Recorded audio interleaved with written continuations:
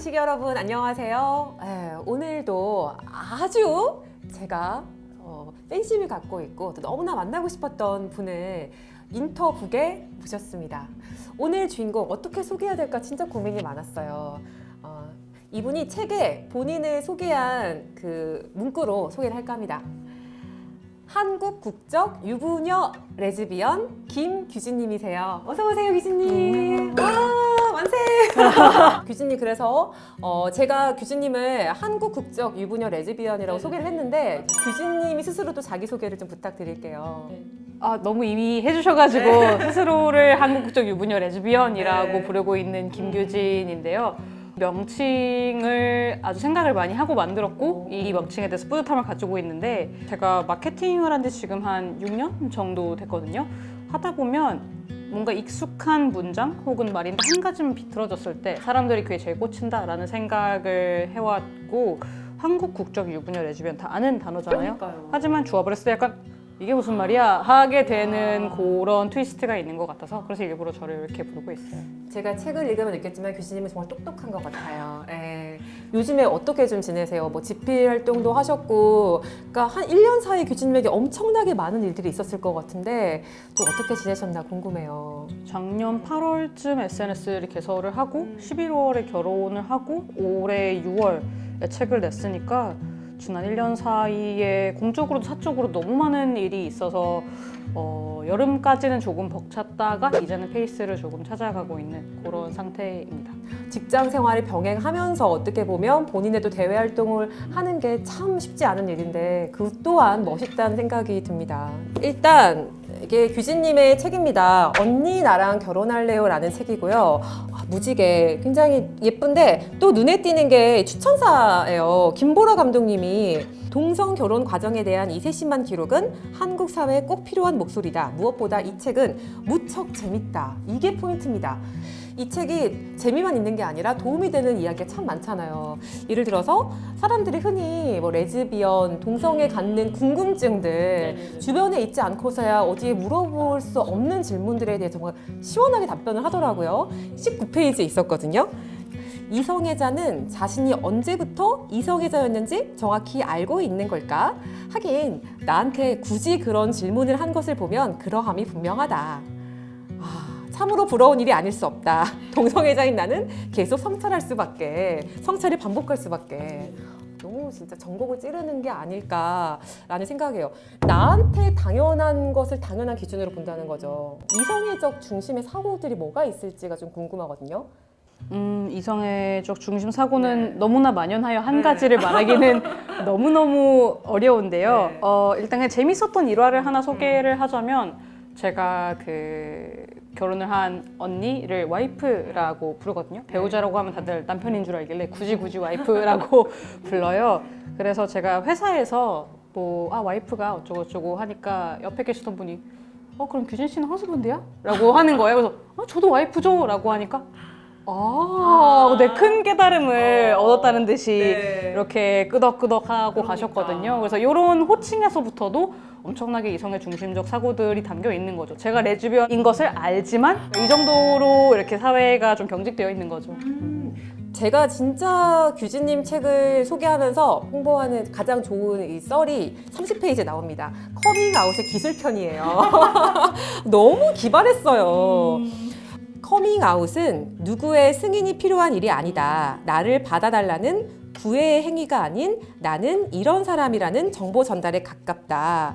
예전에는 커밍아웃을 시행착오를 많이 겪고 나서 이제 변화하게 된 게 있잖아요. 그 과정은 규진님이 좀 말씀해 주시면 좋을 것 같아요. 제가 책을 쓰면서 커밍아웃에 대해서 뭔가 권위가 있어야 사람들이 더 내 말을 듣겠다. 아주 보수적으로 잡아도 500번은 넘겠더라고요. 규진님이 커밍아웃을 한 횟수가요? 횟수가 500번이 넘죠. 왜냐면 이제는 그냥 예를 들어서 새로운 헬스 PT 트레이너분이 오셔도 안녕하세요, 전 레즈비언이에요. 이렇게는 안 하죠. 거의 이 수준으로 500명 이상은 만났을 거 아니에요, 살면서. 초반에 대학교 한 1, 2학년 때에는 말을 하는 것 자체가 너무너무 두려워서 좀 어두운 술집에서 그런 분위기의 힘을 빌려서 고백하듯이 털어놓았던 것 같아요. 사실 나 레즈비언이야 이렇게 굉장히 좀 심각하게 물론 어떤 식으로 얘기를 하든 그 상대방은 아 그렇구나 하고 넘겨야 되는 게 맞기는 하지만 오해를 할 수 있었을 것 같아요. 그냥 남자가 예를 들어서 현주 아나운서님한테 나 사실 여자 좋아해 이래도 이거 혹시 고백인가? 좀 잘못된 고백인가? 라고 오해를 할 수 있잖아요. 최대한 가벼운 분위기에서 그냥 툭 던지듯이 아 나 와이프가 있는데 이런 식으로 이게 정말 저는 커밍아웃의 기술에서도 적용이 되고요. 혹은 나라는 사람의 내가 상대방에게 알리고 싶은 어떤 다양성에 대해서 말을 할 때 굉장히 유용한 팁이라는 생각이 들어서 진짜 좋다는 생각이 들었습니다. 저는 규진님을 처음 제가 소식을 딱 접했던 게 레즈비언인데 결혼을 할 거고, 근데 그게 이제 KBS 9시 뉴스에 나왔던 거잖아요. 근데 저는 그 기사를 읽으면서 와 대단하다, 진짜 멋있다라는 생각과 동시에 정말 현실적인 고민, 직장생활 어떻게 하려고 그러지? 아니, 이거 하고 나서 이 사람은 어떻게 살아가려고 지금 너무 걱정이 되는 거야. 근데 이 책을 읽으면서 그 정보가 나옵니다. 규진님 정말 치밀한 사람이에요. 직장 구할 때부터 이런 분위기가 용인될 수 있는 분위기인가를 염두에 두셨다고 하더라고요. 규진님 정말 치밀하면서 되게 행운하다, 그런 직장을 잡았으니까. 모든 사람이 그럴 수 있으면 좋겠지만 현실적으로 그러기 쉽지 않잖아요. 보수적인 직장에 있는 사람도 있고 고민을 할 것 같아요. 내가 커밍아웃을 하고 정말 나답게 살아가는 게 맞을까? 그냥 적당히 묻고 가는 게 좋을까? 고민하는 분들에게는 어떻게 말씀을 해주세요? 저는 말씀하신 것처럼 운이 좋았죠. 반대로 와이프 같은 경우에는 이 모든 걸 저와 함께 해왔지만은 아직도 직장에서 그 결혼을 할 사실조차 몰라요. 연하남을 굉장히 좋아하는 이성애자 여성인 줄 알고 있어요. 모두가 이런 행운을 가지리라고는 절대 생각을 하지 않고 가끔 저한테 어떻게 해야 퀴어로서 좀 더 이바지를 할 수 있을까 이런 걸 물어보시는 분들이 있는데 그냥 개인적으로는 퀴어는 생존하는 것만으로도 어떤 하나의 운동이 아닌가라는 생각을 가끔 합니다. 내가 너무 큰 불이익을 받을 경우, 예를 들면 뭐 잘린다 아니면 가족과 의절을 하게 된다 같은 경우에는 그냥 스스로를 지키는 것도 하나의 방법이라고 생각을 해요. 또 책에 이런 말씀을 쓰셨어요. 법적으로는 여전히 미혼이지만 결혼에 한없이 가까운 무언가를 해냈다. 정말 딱 법적으로 한국에서 결혼만 안 됐을 뿐이지 결혼에 남들이 하는 거 다 하신 거잖아요. 혼인 신고도 어쨌든 미국에서 하셨고 신혼여행 가셨고 그리고 결혼식도 했고 정말 축하도 받았고 모든 걸 다 해냈고 그걸 또 공개적으로 알리면서 사회를 엄청나게 들썩이게 만들었단 말이에요. 또 한편에서는 말도 안 되는 좀 악플을 달기도 하고 좀 비아냥되는 댓글 달면서 가장 많이 하는 말이 그거잖아요. 그냥 조용히 혼자 살지 왜 그래, 그쵸?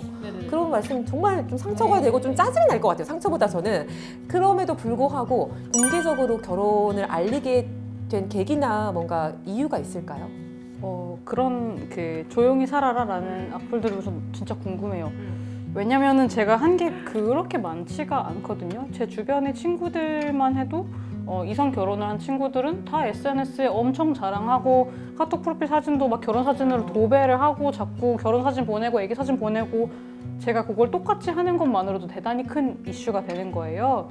그래서 일부러 더 시끄럽게 한 부분도 있고요. 나도 다르지 않다라는 걸 알리기 위해서 제가 이런 언론의 힘을 빌린 이유는 저는 가시화가 가진 그런 힘이 굉장히 크다고 생각을 해요. 평소에 뭐 어딘가에 뭐 동성애자 존재하겠지, 뭐 결혼하고 싶은 애도 있겠지라고 생각하는 것과 그런 사람이 실제로 숨쉬고 있는 모습을 이미지로 보는 것은 대단히 다른 일이거든요. 그래서 진짜 저런 애가 존재하네? 라는 것을 조금 더 많은 사람들한테 알리고 싶었습니다. 정말 건강하게 살아가고 있고 그러니까 이게 내 주변에 그냥 누구나 있을 수 있는 존재라는 걸 규진님이 그걸 많은 사람들이 눈으로 확인하게 해줬다는 점에서 그게 갖는 아까 가시화의 역할이 크지 않았나 하는 생각도 들어요.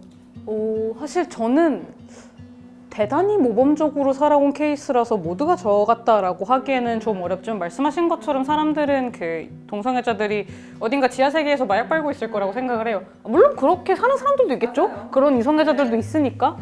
하지만 그 외에는 정말 그냥 사회의 100% 중에 5%로서 그냥 100명 중에 5명쯤은 볼 수 있는 일반적인 사람들로 살아가고 있기 때문에 그냥 그 중에 하나, 그리고 기왕 내가 모범적으로 평범하고 재미없게 살았으니 이걸 더 많이 이용해 볼까? 라는 생각이 있었습니다. 그러니까요. 그래서 네. 규진님이 아마 그런 얘기 많이 들었을 것 같아요. 진짜 용기 있네요. 라는 말 진짜 많이 듣지 않았어요? 네네. 용기를 갖게 된 계기나 네네네. 뭐 그런 것들이 좀 궁금해요. 규진님 생각한 용기란 무엇일까? 우선 그 알리게 된 계기 같은 경우에는 제가 결혼을 하려고 열심히 준비를 하다 보니까 주변의 그 동성애자 친구들이 자꾸 고맙다고 해서 내가 결혼하는데 네가 왜 고맙지? 라고 물어봤더니 이런 게 가능할 줄 몰랐는데 뭔가 새로운 길을 보여준 것 같아서 고맙다라는 얘기를 해서 그렇다면 더 많은 사람들이 이런 길을 알면 너무 좋지 않을까? 그럼 내 동료가 늘고 나의 향후의 결혼 생활에 더 많은 사람들이 행복하게 함께 할 수 있지 않을까? 라는 생각을 하게 돼서 저는 정말 저 개인의 행복을 위해서 이런 일들을 하기 시작했고 그래서 해나갈 수 있는 것 같아요. 개인을 위해서 어떻게 보면 용기를 냈다고 처음엔 했지만 이게 점점 퍼져나가는 그게 진짜 서로에게 또 용기가 되고 그런 긍정적인 반응이 아닐까라는 생각이 듭니다. 그러면서 또 프롤로그에 이런 말이 나옵니다. 학생이 질문한 거죠. 퀴어로 살다 보면 시간이 지나도 나아질 것 같지 않다는 절망감이 들어요. 이럴 땐 어떻게 마음을 다잡아야 할까요? 라고 했는데 규진님이 이렇게 답변을 합니다. 내가 했던 답변은 매일매일 구체적이고 작은 승리에 집중하자는 것이었다. 당장 거대한 악을 내가 직접 모두 물리칠 수는 없겠지만 하루하루 작은 차별과 혐오와는 싸워 나갈 수 있다. 라는 게 정말 또 중요한 포인트인 게 어떤 변화나 그런 것들이 단번에 바뀌면 뭐 누구나 편해지고 좋겠지만 진짜 오랜 시간 조금씩 바뀌어 오는 거잖아요. 그래서 규진님이 또 했던 말이 정말 뭐 30년 뒤에는 이제 동성애 결혼이 아무렇지 않아질 수 있다. 우리가 10년 전과 비교하면 말할 수 없을 만큼 많은 변화가 있었던 것처럼 그래서 그냥 내 주변의 변화를 조금 챙기자라는 거를 규진님이 실천하고 있다는 생각이 들었어요.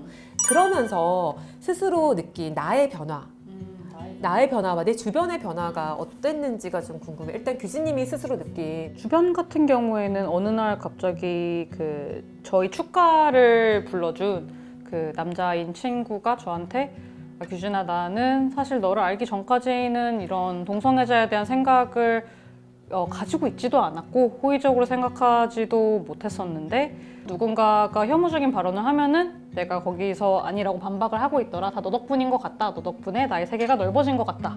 고맙다. 라는 말을 해줬는데 저 역시 활동을 하면서 점점점 저희 세계가 넓어지는 걸 느낍니다. 자신을 알리고 자신을 드러내는 것을 크게 두려워하지 않아도 된다. 그럼으로써 잃는 것도 분명 있겠지만 반대로 얻게 되는 좋은 것들이 굉장히 많다는 생각을 저도 합니다.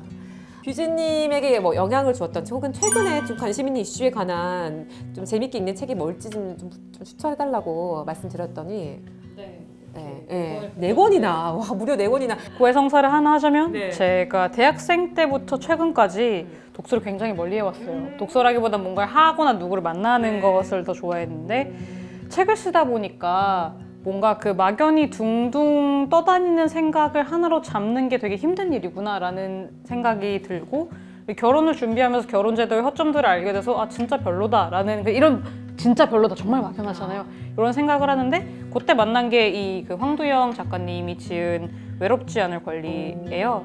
그 결혼이 아니고 생활 동반자법, 그 흔히 말하는 다른 나라에서는 팍스라고 불리는 그런 법에 대한 이야기인데 제가 하던 고민을 훨씬 더 먼저, 훨씬 더 오래 하신 분이 아주 정제된 언어로 그 모든 지식을 담아 놓아서 약간 프리라이딩 하는 느낌도 들고 이래서 책을 읽었지. 이 말이 혼자도 결혼도 아닌 생활 동반자 그러니까 굳이 혼자일 필요도 없고 결혼 제도로 들어갈 필요도 없고 그러면서 함께 생활 동반자를 만들어 나갈 수 있는 약간 그런 것에 관한 책인가 봐요. 맞아요. 그래서 제가 막연하게 생각하던 결혼만이 있어서는 안 되겠는데? 라는 내용에 대한 아주 확실한 답변이었고 그때 다시 독서를 해야겠다라는 것을 느끼게 됐죠. 일단 이 책을 조금 더 소개하자면 제가 좋아하는 책이라서 이 황두영 작가님은 원래 국회의원 의원실에서 보좌관으로 일을 하셨어요. 이 책을 쓴 다음에도 지금도 보좌관으로 일을 하고 계시고 그래서 실제로 이 생활동반자법을 제안하고 생활동반자법이 지금 있지는 않는데 이것을 발의하기 위해서 초안을 같이 의원실에서 만드셨어요. 그래서 그것에 대한 내용이고 또 읽어보겠습니다. 네네. 이 그림도 너무 좋네요. 네. 동반자라는 느낌 들어서. 그리고 다른 책들은 뭐냐면은 올해 정말 다양한 가족 그리고 생활 형태에 대한 책들이 많이 나왔어요. 맞아요. 방금 얘기한 이 책도 올해 3월에 나왔거든요. 요 세 가지 책들도 올해 봄과 여름 사이에 나온 것들인데 네. 첫 번째는 정만춘 작가님이 더 사랑하면 결혼하고 덜 사랑하면 동거하나요. 트렌드에 맞게 굉장히 직관적인 이름이죠. 4명의 애인과 동시에 4명이 있는 건 아니고 네. 그 순차적으로 동거를 4번을 하면서 겪은 일들 그리고 왜 결혼이 아닌 동거를 하게 했는지에 대한 것을 설명을 하는 책인데 또 그 애인이 3번은 남성이고 1번은 여성이어서 굉장히 많은 이야기들을 볼 수 있고 이 부분이 너무 좋아요. 기혼도 미혼도 아닌 괄호 바깥의 사랑. 흔히 동거하면은 좀 뭔가 난잡하다던가 아니면 임실 상태 이런 오해들을 하기 좋은데 그것이 아니라 그 동거 자체로도 하나의 완전한 상태라는 것. 우리가 진짜 또 그러니까 모든 편견과 항상 내 주변의 모든 편견을 갖고 사는 것 같아요. 동거에 대해 또 갖는 어떤 또 이미지가 있잖아요. 그것에 대한 아예 편견을 좀 깨보고 그럴 수 있는 책이 아닐까라는 생각이 드네요. 그리고 굉장히 재밌습니다. 재밌는 거 중요하니까. 책 소개도 되게 재밌어요. 한 트럭의 사람과 썸을 탔다. 연애한 사람은 봉고차 한 대에 태울 만큼, 동거한 사람은 승용차에 비좁게 앉힐 만큼 만났다. 작가 소개를 이렇게 재밌게. 그러니까요. 소개부터 정말 캐치합니다. 두 번째는 우엉님, 부추님, 돌김님 세 분이 같이 쓴 셋이서 집 짓고 삽니다만이라는 책인데요. 정말 말 그대로예요. 두 분은 부부시고 이 우엉님은 부추님의 후배 부부와 친구가 이렇게 같이 집을 짓고 사는 그런 얘기인 거예요. 보통 가족 하면은 반드시 혈연으로 묶이거나 아니면 결혼 상태로 묶여야 되는데 둘 다 아닌 새로운 조합을 지닌 그런 삶에 대한 얘기고 또 엄청난 실용서입니다. 어떤 점에서 실용성가요? 보면은 여기 도면 보이세요? 이게 뭐예요? 집 도면이에요? 네네네네. 어떻게 네. 이 세 명이 어떻게 살까 집에서요? 맞아요. 그래서 실제로 이 땅을 산 다음에 집을 지으면서 했던 고민들과 그리고 실제로 셋이 같이 살고 난 다음에 생겼던 서운함들까지 세세하게 적어 놓아서 혹시 그런 혈연과 혼인 밖의 가족을 이루시고 싶은 분들 추천합니다. 마지막은 2명의 애인과 삽니다. 엄청난 문제작. 홍승은 님이 쓰신 책인데요. 진짜 웃겼던 게 저는 사회의 소수자라고 말할 수 있는 레즈비언인데도 제가 이 책을 지하철에서 읽었거든요. 이렇게 읽기가 너무 무서운 거예요. 이 조합이. 사람들이 나를 이상하게 볼까봐. 그게 너무 웃기잖아요. 소수자가 소수자에 대해 보는데 그런 생각을 한다는 게. 규진님이 또 보수적입니다. 그러니까요. 네, 그래서 네. 나도 보수성 안에 갇혀 있었구나라고 많은 반성을 하게 됐고 여기에서 이 홍승은 님이 하는 얘기는 그러니까 폴리아모리에 관한 책인 거잖아요. 네, 그렇죠? 맞아요. 정말 말 그대로 2명의 애인과 살고 계세요. 승은 님이라는 분과 지민 님, 우준 님. 요렇게 애인, 요렇게 애인이어서 이 세 분이 같이 살아가고 계세요. 야, 저도 이런 폴리아모리에 대해서 그 웹툰이나 예를 들어 이런 데서는 많이 봤다가 또 많은 인터뷰를 또 하셨잖아요. 맞아요, 그러면서 맞아요. 진짜 이게 현실에서도 이렇게 커밍아웃이라 표현이 맞는지 모르겠지만 대단하다 싶으면서 궁금했어요. 이런 이야기를 확인할 수 있는 거네요, 책에서. 네, 확인을 할 수 있고 이분이 쓰신 그 책을 집필 의도가 두 애인과 살아도 괜찮다는 비교적 뾰족하던 처음의 메시지는 점점 누구와 어떤 형태로 함께해도 괜찮아야 한다라는 메시지로 나아갔다. 그래서 이 말과 같이 이 책을 딱 봤을 때 약간 오 이렇게 생각을 할 수가 있는데 전혀 그렇지 않고 정말 다양성과 사람의 다름과 관계의 그런 편견들이 깨부수는 그러한 이야기라서 읽으면서 저 역시 깨닫는 점이 굉장히 많았습니다. 근데 소개해주신 책이 다 흥미로운 책이고요. 우리가 생각하는 이건 이래야 돼라는 틀을 깨면서 이것도 가능해, 이것도 얼마든지 가능하고 사람은 다 똑같아라는 말을 해주는 책이 아닐까? 저도 꼭 읽어보도록 하겠습니다. 좋은 책 추천 너무너무 감사해요. 다 이렇게 좋은 책들. 진짜 규진님을 보면서 참 또 낯설게 느꼈던 게 뭐냐면 요즘 사람들은 참 결혼 많이 안 하려고 하잖아요. 결혼을 굳이 하려고 하는 것도 이것도 신기한 거란 말이에요. 근데 읽으면서 진짜 찐사랑이구나. 너무 사랑하는구나. 어떻게 이런 상대를 만났을까. 그게 대단하다 생각했거든요. 좀 이상한 질문일 수 있지만 그렇게 사랑하는 결혼한 상대는 어떻게 만나야 돼요? 일단 결혼을 정말 하고 싶어야 돼. 결혼이 뭔지 이해하고 있어야 되고 내가 원하는 결혼상이 있어야 되고 그 황제를 만나고 싶다는 확신이 있어야 되지. 그냥 언젠가는 결혼하겠지 이런 마음으로는 조금 희박한 것 같고 그 나만의 뚜렷한 그 기준점이 있어야지 찾을 수 있는 것 같아요. 왜냐면은 막 한 트럭의 사람과 썸을 탔다는 분도 있지만 저는 그렇게 능력이 있진 않거든요. 그래서 처음부터 어떤 사람을 좋아하는지 잘 알아야 되는 거예요. 그래서 내가 원하는 것이 무엇인가 명확하게 인지하고 있는 것, 스스로를 먼저 돌아보는 것이 첫 번째 단계라고 생각합니다. 책에 나오긴 했지만 결혼을 굳이 하고 싶었던 이유는 뭐예요? 나만의 가족을 가지고 싶다라는 생각을 어릴 적부터 했어요. 그리고 나만의 가족을 가지는 가장 보수적이고 보편적인 방법은 결혼이었고요. 그런 의미에서 결혼을 하고 싶었고 그렇기 때문에 가족으로서 함께 살아갔을 때 얼마나 잘 맞는 것인가를 치열하게 고민했습니다. 그러니까 규진님처럼 정말 결혼이 잘 맞고 이런 상대를 만나는 경우도 있고 이렇게 또 다양한 가족의 형태가 있고 자신이 원하는 거 알고 선택하는 게 되게 중요한 것 같아요. 그래서 결혼이 나와 맞지 않으면 안 하는 게 맞는 것 맞아요. 같아요. 각자의 판단에 맡기는 것으로. 규진님과 진짜 더 많은 얘기 할 수 있겠지만 저희가 또 이제 시간 관계상 이제 마지막 질문을 드려야 될 것 같아요. 앞으로 규진님의 뭐 아이돌은 아니지만 활동 계획, 규진님의 다음 책 이런 것도 좀 궁금하고 앞으로 하고 싶은 것들 좀 궁금해요. 어떤 역할들도 하고 싶은지.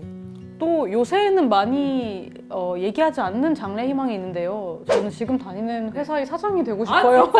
정말 7, 80년대 장래 희망. 진짜요? 프리랜서 나가고 싶어 이게 아니라 이 회사의 맞습니다. 사장이 되고 싶다 네네네. 하실 것 같아요 이분은. 근데 이게 진짜 좋은 게 외국계 회사를 다니는데 한 번도 한국인 사장, 여자 사장, 오픈리 퀴어 사장이 없었는데 함큐에 이런 효율성이 너무 좋을 것 같은 거예요. 그래서 사장이 되고 싶습니다. 야 진짜 멋있다. 한 큐에 꼭 이뤄주세요. 규진님 혹시 이제 못다한 얘기가 혹시나 있거나 오늘 양식당 함께 하셨을 때 어땠는지 궁금해요. 올해 다들 너무너무 힘들었을 거잖아요. 많은 이유로 절망적인 사건들도 많았고 근데 코스피가 2,600을 넘었죠? 갑자기 코스피 얘기를 하는 이유는 주식이 흔히들 우상향 한다고들 하잖아요. 그래서 맨날 코스피가 박스권이니 하지만 결국 최고점을 찍었어요. 사회도 이거랑 좀 비슷하게 저는 우상향을 한다고 생각해요. 항상 뒤로 가는 것 같다, 변화가 없다라고 하지만 돌이켜보면 10년 전보단 진짜 좋아져 있다라는 것을 많이 느껴서 다들 희망을 가지고 그동안 자기를 잘 돌보면서 살았으면 좋겠습니다. 우리는 어쨌든 좋아질 거라는 희망의 맞아요, 메시지를 맞아요. 또 규진님이 마지막에 주셨네요. 규진 너무 감사드리고요. 몸과 마음의 양식당 언니, 나랑 구독할래요?